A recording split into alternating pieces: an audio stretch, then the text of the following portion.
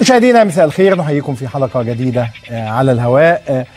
عندنا مجموعة من القضايا والموضوعات هنناقشها اليوم تباعا، علشان كده لكي نفسح الحوار لهذه القضايا اللي بالتأكيد كلها تتعلق باهتمامات الرأي العام. هنتناول معاكم بعض القضايا السريعة. ما فيش شك انه يعني خلونا نبدا بوفاه والد الكابتن محمد ابو تريكه، اللهم تغمده بواسع رحمته والهم عائلته الصبر والسلوان. اصعب شيء على اي شخص بقى مشهور ولا مش مشهور انه يبقى صعب عليه انه يحضر جنازه وعزاء الاب. وما فيش شك كمان ان احنا قلنا لكم قبل كده موقفنا من قضية الكابتن محمد ابو تريكة. الجانب القانوني فليكن قانونيا، لكن كمان ما فيش شك انه ابو تريكة بما قدمه للكرة المصرية ولاسم مصر ولما قدمه من انجازات نتباهى ونفخر بها. كان صانعا للبهجة، صانعا للانتصارات، صانعا للابتسامة، وبالتالي يعني كان يجب على أجهزة الدولة المعنية إنها تهتم بالحالة الإنسانية عند الكابتن محمد أبو تريكة. طيب البعض هيقول إنه طيب الدولة تعمل إيه؟ ما هو أبو تريكة على لسان مصدر أمني أجهزة الحكومة قالت إنه مفيش ضبط وإحضار، يعني أبو تريكة هيجي ولن يتم القبض عليه في المطار إذا حضر. ده صحيح، النيابة لم تصدر أمرا بضبط وإحضار أبو تريكة، في أمر باستدعائه عشان أقواله، لكن ما فيش أمر بالضبط والإحضار اللي هو يستدعي القبض عليه بشكل سريع أو القبض عليه إذا ما تيسر ذلك للسلطات. يعني ما فيش أمر بالقبض على أبو تريكة، لكن كمان أبو تريكة إذا جاء إلى مصر لن يستطيع أن يسافر من جديد، وهي دي المشكلة. يعني حسب المعلومات التي وصلتني أنه أبو تريكة كان بيستعد للسفر والمجيء إلى مصر لحضور جنازة وعزاء أبيه،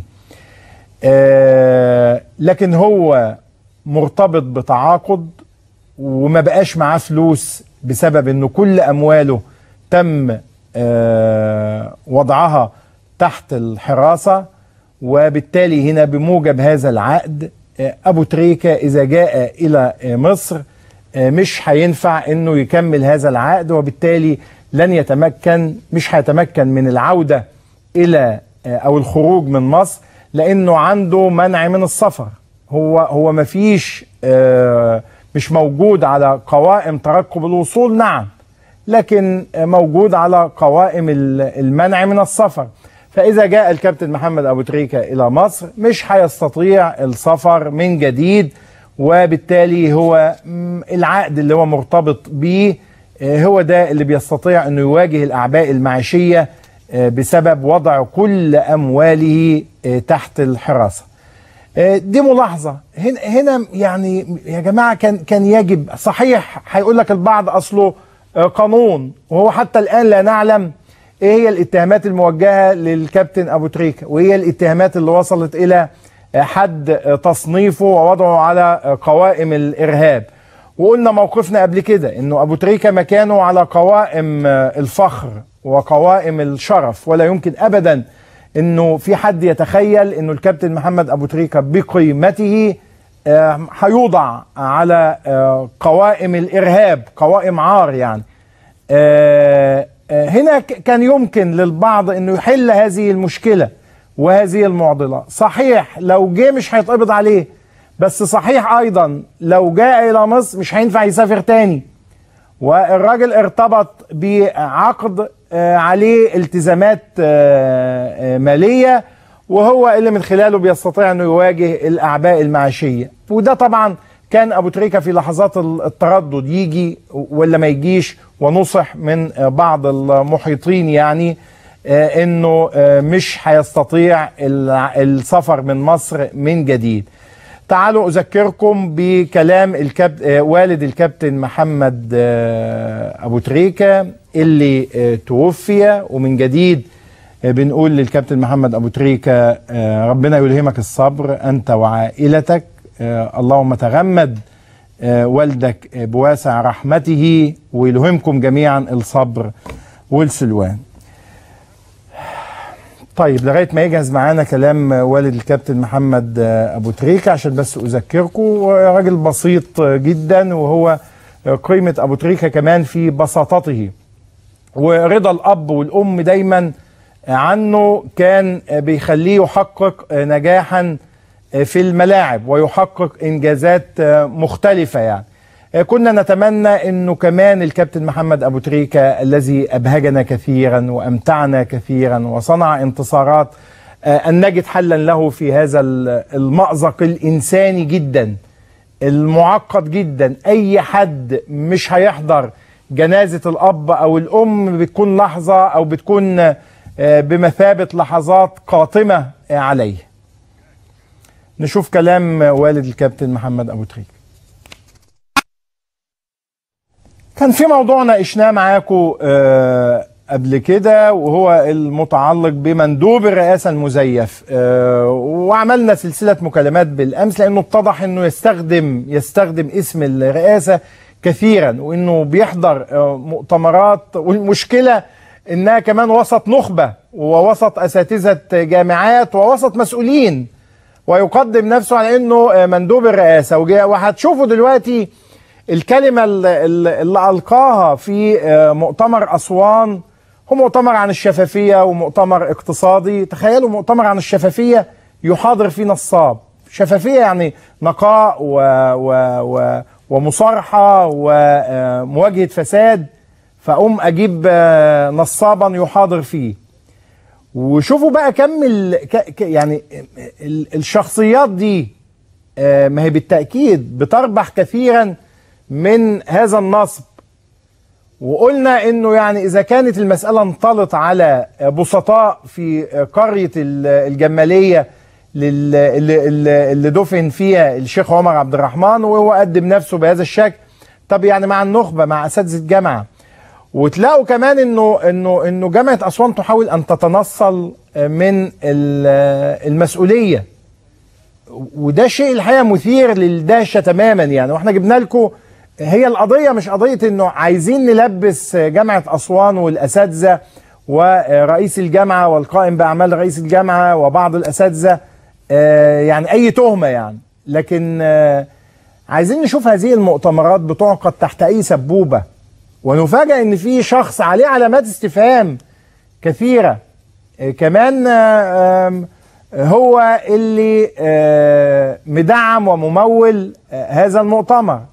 وهنشوف بس أستاذ شريف طاهر مدير مؤسسة الشيخ عطا جاد الخيرية بأسوان. يا أستاذ شريف أهلا بيك. أستاذ شريف جدا ان انا مع حضرتك. اهلا بيك. اهلا وسهلا.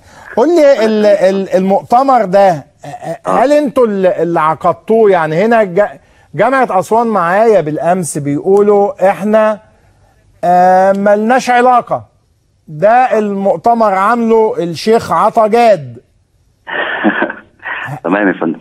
هل الشيخ عطا جاد هو اللي عامل المؤتمر اللي حضر فيه النصاب المندوب الرئاسة المزيف؟ اتفضل. الحقيقة الشيخ عطا جاد رحمة الله عليه ده راجل فاضل من كبار رجال أسوان. تمام. والحقيقة الجمعية دي جمعية أو مؤسسة الشيخ عطا جاد الخيرية بأسوان يا فندم، وأنا بأكد إن هي بأسوان لأن هي ملهاش أفرع تاني في القاهرة زي ما ذكر امبارح. تمام. دي مشهرة تحت رقم 1526 لسنة 2016. تمام. ورئيس مجلس الأمناء بتاعها الأستاذ محمد عطا جاد، ده رجل أعمال مصري أسواني بيحب بلده جدا. تمام. وهو عامل المؤسسة دي يعني زي ما تقول. طيب أنا بس مش الكلام عن المؤسسة دلوقتي، يعني هل هنا يا أستاذ شريف المؤتمر ده إيه علاقته بيه؟ يا فندم هو تقدم السيد رئيس جامعة القائم بأعمال رئيس جامعة أسوان والأستاذ الدكتور حسن أمين تمام، وكيل كليه تجاره، بالطلب للحاج محمد عطا اللي هو رئيس مجلس امناء المؤسسه الشيخ عطا جاد الخيريه باسوان. تمام، ان احنا يعني كاحنا من ناس اسوان، وان احنا المفروض ندعم المؤتمرات اللي هي بتقوم على الاقتصاد وبتقوم على التنميه في اسوان. فبناء عليه الحاج محمد عطا تكرم الراجل، ويعني قال لهم خلاص انا اقدم لكم الدعم اللي انتوا عايزينه ومحتاجينه. وبناء عليه يا فندم يعني هو مول المؤتمر بناء على طلب جامعه اسوان. بالظبط يا فندم كده. وجامعه اسوان تفضلت مشكوره ان هي بعتت لنا في الاخر شهاده تقدير. تمام، وانا كنت ارسلتها للاستاذ احمد ابو الخير المعد بتاع برنامج سعادتك. تمام، علشان خاطر يعني لو بعد يعني بعتت لكم شهاده تقدير. شهاده تقدير اديتها لنا طبعا. وكمان انا عايز افهم كمان، كان عندنا يا جماعه هنا مين اللي دفع فلوس انتقالات واقامه النصاب المزيف؟ الحقيقه يا فندم احنا دفعنا بس الفنادق اونلي، يعني دفعنا الفنادق بس. تمام، اللي هم امال تذاكر السفر مين اللي دفعها؟ لا يا فندم، هم كانوا طلبوا مننا في جواب رسمي من الجامعه. برضو انا ارجو ان حضرتك يعني توري المشاهدين. تمام، بجواب رسمي من الجامعه. الجواب عندنا يا جماعه. اي فندم موجود. طيب الجواب انا الشاشه يا جماعه مش واضحه قدامي، الجواب فيه ايه؟ دي تكلفه تذاكر الطيران. بالظبط، اللي احنا ده كان جواب من الجامعه. تمام، ومساعدتك عليه اللوجوهات بتاعه الجامعه اهي، وعليه امضه الدكتور حسن امين ان هو بيطلب مبلغ 57,000 وشويه علشان خاطر تذاكر الطيران بتاعه مستشارين الرئاسه وبتاعه الوزراء وبتاعه المدعوين. الدكتور يعني حسن امين هو اللي هو هنا هو في كليه، يعني دكتور في كليه تجاره جامعه اسوان. دكتور في كليه تجاره. يعني بيقول لكم دي تكلفه مندوبي الرئاسه والوزراء اللي جايين. بالظبط كده يا فندم. ولا في لا مندوبي رئاسه، ده في مندوب مزيف، يعني في نصاب. والله الحقيقه احنا فندم آل عطا عموما تمام ما حضرناش المؤتمر، احنا بس دعمناه علشان خاطر دي حاجه كويسه لبلدنا وحاجه كويسه للحاج محمد، يعني بيحب ان هو اي حاجه تنمويه في اسوان بيشارك فيها. وفي كمان يا فندم جمعيه الشيخ عطا ومؤسسه الشيخ عطا عامله مستشفى خيري لاهل اسوان كلها، يعني عشان خاطر مرضى الكلى وكده. طب خليك معايا هنا بقى دكتور فريد عبد الظاهر. دكتور فريد، يعني بعد الكلام اللي انا سمعته ده، ليه نفيته امبارح؟ احب ان اضيف. نعم اتفضل.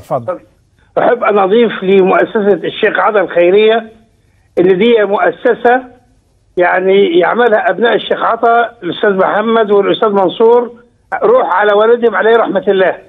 ودي اكبر مؤسسه. انا دلوقتي انا مش بعمل دعايه للمؤسسه يا دكتور فريد. ليس خلينا في النصب، وخلينا في الفلوس اللي اتدفعت. يعني النصب، ايوه النصب دي كلها طبعا ايه هي. خلينا عن مسؤوليه جامعه اسوان. يعني نعم، هي دعمت المؤتمر، المؤسسه دي دعمت المؤتمر من اجل مكافحه الفساد، وهو المؤتمر استثماري. الوقت جامعه اسوان بتقولوا امبارح يقولوا لي احنا مش مسؤولين.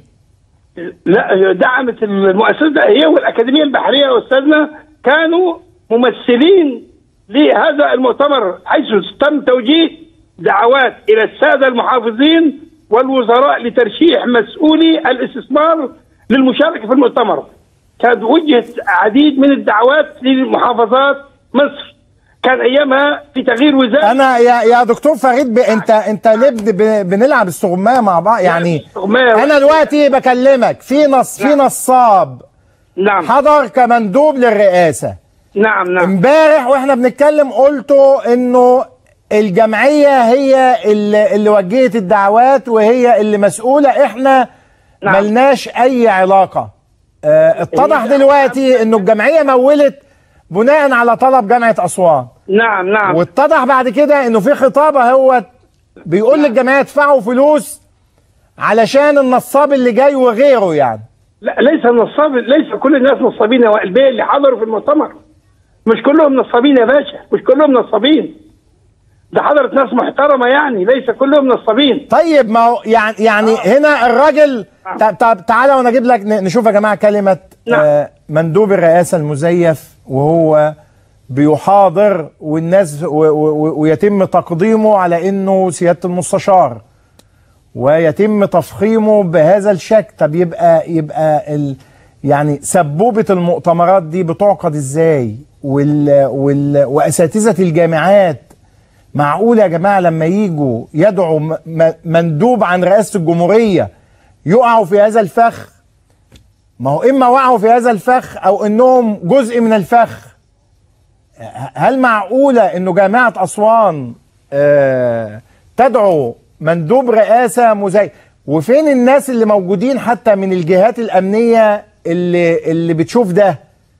الراجل بيتكلم باسم رئاسة الجمهورية، يعني ممثل للرئيس السيسي، ممثل لرئيس الجمهورية، وهو في النهاية نصاب، وينطلي ذلك على جامعة وعلى أساتذة.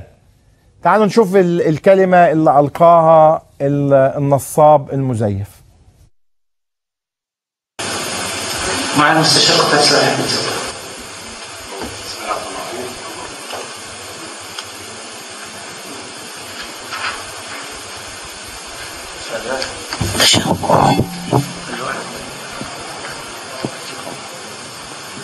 بسم الله الرحمن الرحيم. هو امتدادا لفضيلة الدكتور عبد القادر، ان شاء الله يعني هنكون وفد برئاسة الدكتور عبد القادر في شهر مارس ان شاء الله من المديرين بتوع المحافظات لمقابلة السيد الوزير، وان شاء الله بعد الصلاة هنحدد لكم اليوم تحديدا وزير الاستثمار، وهيبقى مدير المكاتب هيبقوا اعضاء في المكتب الفني للسيد الوزير بحيث يعودوا المشاكل ديت عليه، ويبقى في مكتب فني دائم في وزارة الاستثمار مكون من مدير المكاتب في المحافظات المختلفة لتسهيل هذه الاجراءات باذن الله.